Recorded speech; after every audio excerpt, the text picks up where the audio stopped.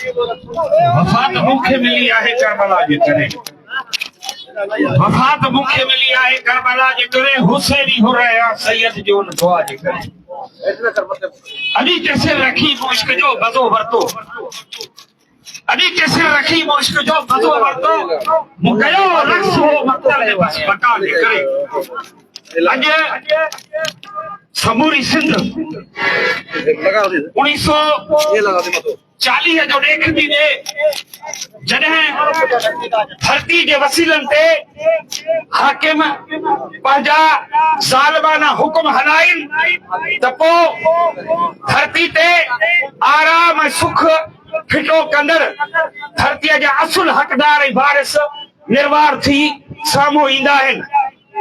अॼु सिंध जी ज़िंदगीअ जी शहरत ते लत ॾिनी पई वञे, उन जे लाइ हिन धरतीअ जा असुल वारिस आले रसूल औलाद अली ऐं हसनैन जे गुल जो गुल मोहम्मद राशिद रोज़ेदारी जे खानदान जो पीर पागारो सिफुन में निकतल आहे जी सूर्य बादशाह निकतल हो।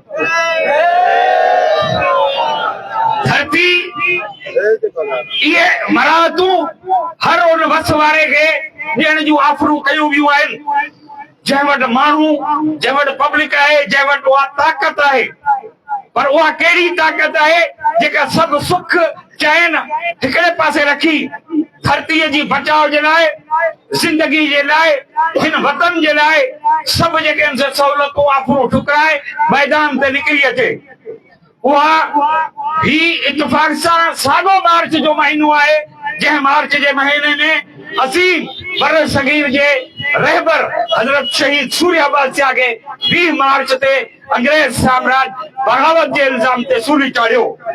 अॼु शहीद सूर्य बादशाह जो पैगाम असांखे वरी पुकारे पियो त उथो धरती ख़ातिर, उथो वतन ख़ातिर, उथो पंहिंजी बका जे ख़ातिर, उथो नसलनि जे ख़ातिर। ग़ुलामी जो तोक खणी पंहिंजे गले मां फिटो करियो। पाणी ज़िंदगी आहे, ज़िंदगी में 75% असांजे जिस्म में पाणी आहे।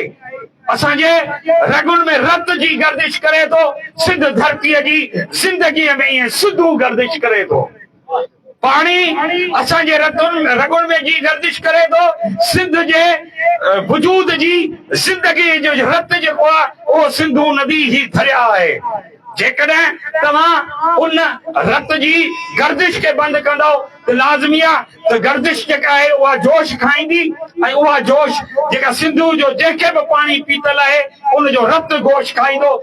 जंहिंजो रत जोश नथो खाए, असीं सम्झूं था त उन सिंधू जो पाणी पीतो ई कोन्हे, हू हिन धरती जो ई कोन्हे, हू गदारनि जे नसुल जो आहे, हू अंग्रेज़नि जो पालतू आहे। ऐं हुन अंग्रेज़नि जा टुकर अॼु बि जेको आहे साबित था कनि त केरु धरती ख़ातिर बीठो हो, केरु अंग्रेज साम्राज्य सां गॾु बीठो हो। ही मार्च तव्हांखे ॿुधाए थो।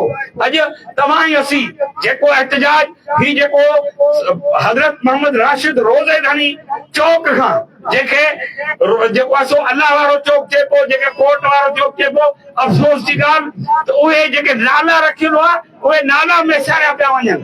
बच्चू बादशाह चौक जो नालो मेसारियो वियो, मीरो शहीद चौक जो नालो ख़तम कयो वियो, पीरू वज़ीर चौक जा नाला।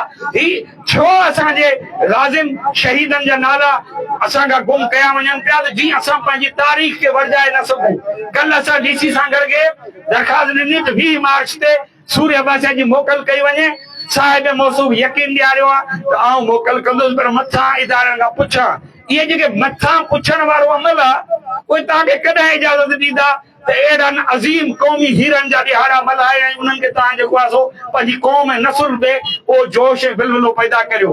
इन करे अॼु हिन प्लेटफॉर्म तां असीं 20 मार्च जी ॾींहं ते मोकल जो घुर था करियूं DC सां गॾु खां, सिंध गवर्नमेंट, वफ़ाक़ी गवर्नमेंट खां। त सूर्य बादशाह जे ॾींहं ते पूरे पाकिस्तान में, सिंध में, ज़िले सांगड़ में ख़ुसूसी तौर ते हिन ते मोकल कई वञे। ऐं आऊं तव्हां दोस्तनि खे ॿुधायूं त हुर हिस्टोरिकल सोसाइटी या असां प्राइवेट टीचर एसोसिएशन जे प्लेटफॉर्म ते असां पंहिंजे उस्ताद क़ौम जे बच्चनि खे शऊर ॾींदो आहे, दर्स ॾींदो आहे। जेकॾहिं तव्हां असांजी ज़िंदगी ते लत ॾींदव, असांखे साह भूसा ॾींदव, त ही सिंध जो उस्ताद पंहिंजे ॿार खे ज़िंदगी बचाइण लाइ जेको दर्स ॾींदो, जेकॾहिं हिन ॿार इहो दर्स हासिल कयो ऐं उहो पंहिंजे शऊर लाइ निकितो, हू पंहिंजे जियापे जे लाइ निकितो, त इहो भले साल हुजे 2 साल हुजे, पर इहो जेको जवान थी ॿार उथंदो, हर ॿार जेको आहे सो इनकलाबी हूंदो ऐं तव्हांजा इहे ताज तख़्त न रहंदा। हींअर मूंखे हिते एहतजाज में मौजूद हिकिड़े दोस्त कारकुन चयो त सही जेके वसी हाकिम आहिनि उहे सौदो करे वेठा आहिनि ऐं उन में वधि हाकिम उहे असरअंदाज आहिनि जेके बिरयानी ते माण्हुनि खे नचाइनि ऐं बिरयानी ते माण्हुनि खे गॾु कनि था। पोइ उन दोस्त कारकुन चयो त सही जेकॾहिं पाणी न हूंदो त बिरयानी किथां बचंदी। इन करे पाणी असांजी ज़िंदगी आहे। इन करे जेकॾहिं इन वसीले खे खसियो वियो दरिया सिंध मां, असीं चऊं था पाणी स्टोरेज जेको आहे ज़रूरी आहे। घरनि में टाकियूं बि ठाहियूं था, पर पाणी स्टोरेज जो मक़सद इहो कोन्हे।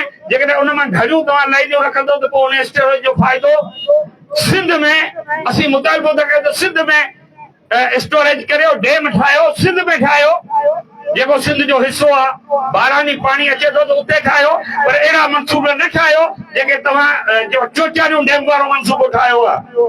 इलाइक़े जा सागर जा सभु माण्हू तबाह, मखी शहीद आहिनि, गाज़ियुनि जो इलाइक़ो तबाह ऐं उन जाइ ते उनजो को फ़ाइदो बि कोन पियो थिए।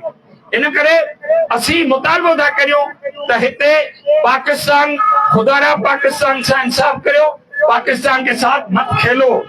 इस वतन के लिए हमारे पुरखों ने, हमारे बड़ों ने कुर्बानियां दी हैं, हमारा लहू शामिल है इस धरती में। और आपसे ज्यादा आप तो सरकारी तनख्वाह लेकर दिफाए वतन की बातें करते हो, लेकिन हमने बगैर किसी तनख्वाह के पहले भी इस वतन के लिए जान कुर्बान की थी, अब भी इस वतन के दिफा के लिए जान कुर्बान करेंगे। पाकिस्तान को तोड़ने की जो बाहर की साजिश है, उस पे अमल पैरा होने वालों को कभी उस पे कामयाब होने नहीं देंगे।